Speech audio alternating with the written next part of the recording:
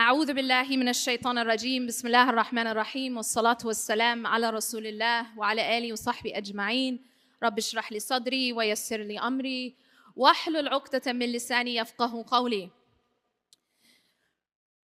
So we've heard many talks today, very moving, inspirational talks. In one of those talks, there was a mention about an analogy, and that is the analogy of the bird. And the sheikh mentioned that this bird, in order to fly properly, has to have two wings. And he mentioned that those two wings are sabr and shukr. Inshallah, today, I'm going to talk about the second wing, which is shukr. But in this talk, I want to approach it from a different perspective. I want to go to an ayah in the Quran in which Allah subhanahu wa ta'ala tells us about an announcement that has been made.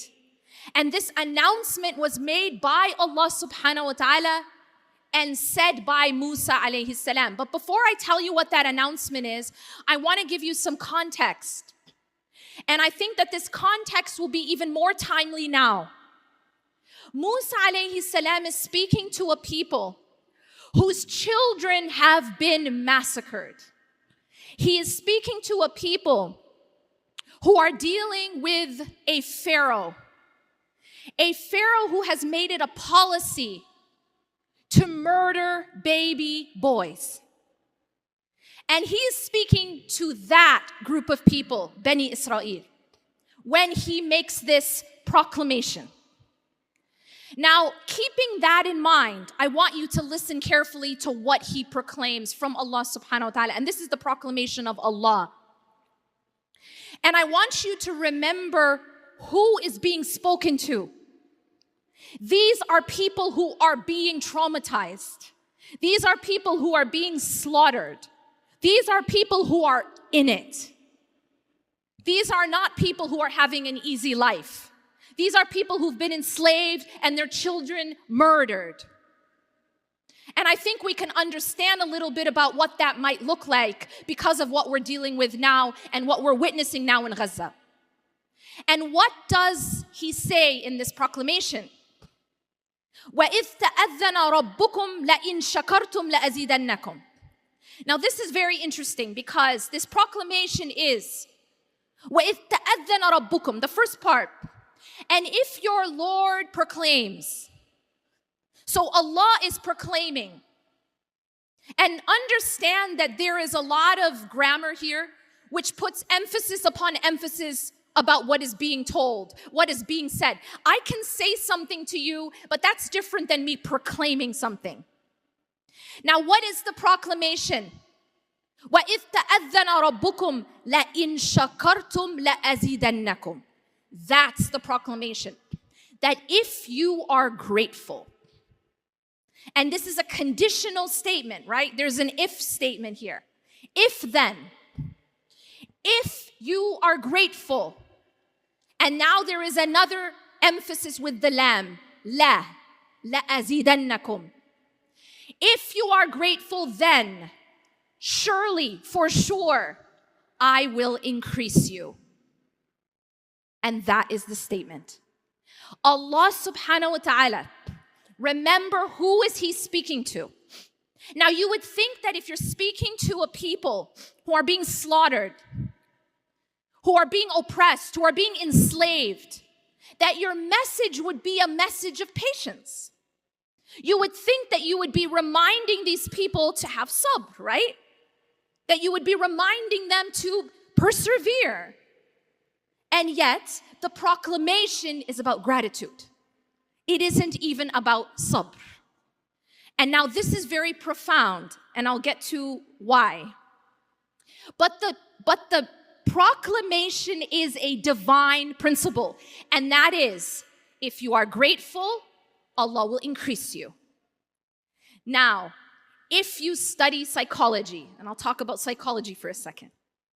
If you study psychology, especially modern positive psychology, there is a big emphasis now on well-being and the study of happiness. And they've moved away from abnormal psychology, figuring out how the human being can break down and figuring out how to fix it. And now there's a lot more emphasis on increasing well-being and happiness.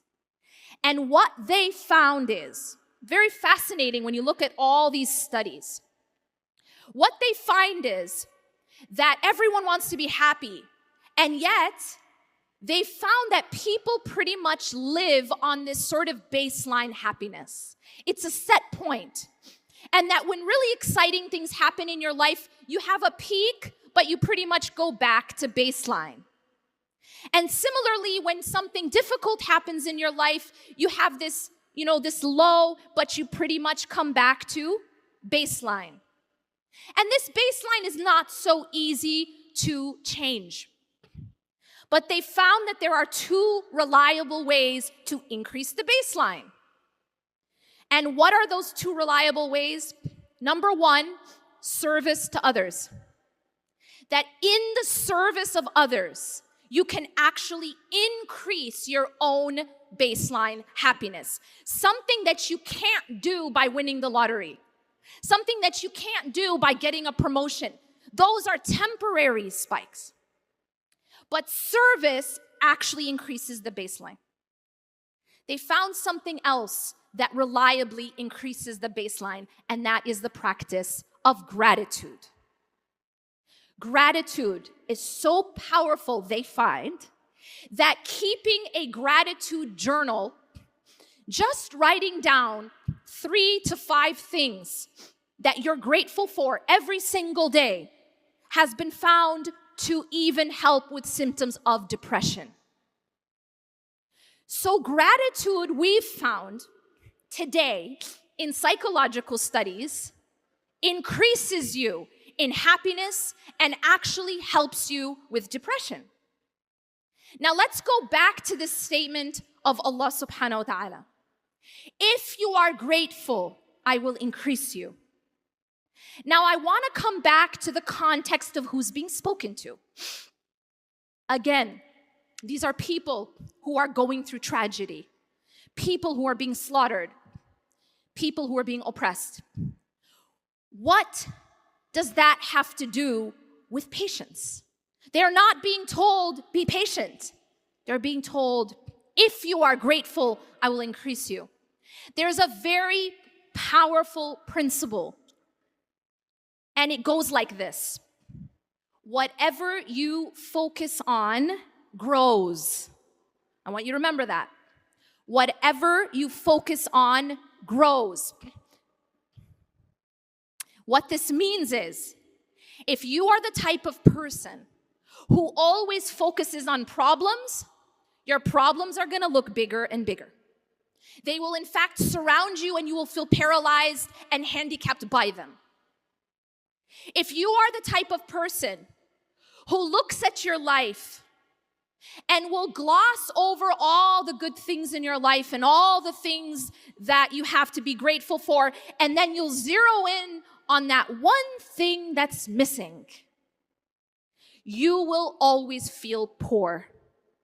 Because that one thing that's missing will grow in your eyes. What you focus on grows. There was this meme a long time ago I saw, always stuck in my mind. It was a picture of a little boy, and he was holding one slice of cake. So he was very happy, as children are, holding cake.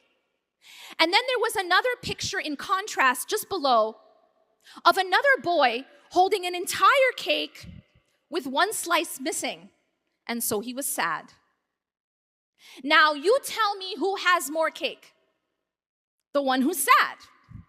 Why is he sad and the other is happy? And the answer is very simple. It is because the one on the top is focused on what he has. And so he is happy. Happiness follows from gratitude. The one on the bottom actually has 13 slices of cake. Not one, 13. But he is sad. Why? Because he's focused on what's missing. He is looking at the missing slice, and so he's sad. He's not looking at the 13 slices, he's looking at the one that's missing. And so in our lives, if we are this type of person, who, you look at everything in your life and you'll be like, but where's the missing one? Where's the problem? You know the parent who wants 1,000 things from their child? And that child has done 999 of the 1,000. But what does the parent focus on? That 1 out of 1,000. And that becomes all that parent remembers, repeats, criticizes, complains. And this is very dangerous because this principle, وَإِذْ تَأَذَّنَ رَبُّكُمْ لَإِنْ شَكَرْتُمْ لَأَزِيدَنَّكُمْ, this principle, it applies to everything. It applies to relationships. If you want to motivate a person, and now I'm speaking to all you who are married, if you want to motivate your spouse, if you want to motivate your children, what do you find is the way to motivate them? Is it by bringing up the 1 out of 1,000 thing they didn't do or didn't do as you want? No. It's by bringing up what you're grateful for. It's by showing appreciation. And you'll find that even in relationships, the more you show appreciation for something, the more you get of it. You want to see more goodness? Appreciate the good you already have. Now, I want to go back to these people who are being slaughtered. How can gratitude become a tool of patience? And the answer is, patience follows directly from gratitude. That actually, patience is a byproduct of gratitude. Why? I'll give you an example. How many of you have children? Young children. So imagine, it's Eid, and you take your child to an amusement park. You know what? They've been partying all day. First you went out to breakfast, and then you got them a present, and then you took them, they got candy, and they're literally having nonstop sugar all day, right? And it's one present after another treat, after another outing. And then at the end of the day, one thing goes wrong, or they don't get their way. And what happens? It's the end of the world. What do you say to that child to make them patient over that one thing that didn't go their way? But look at what you did all day. You got presents, you played, and what do?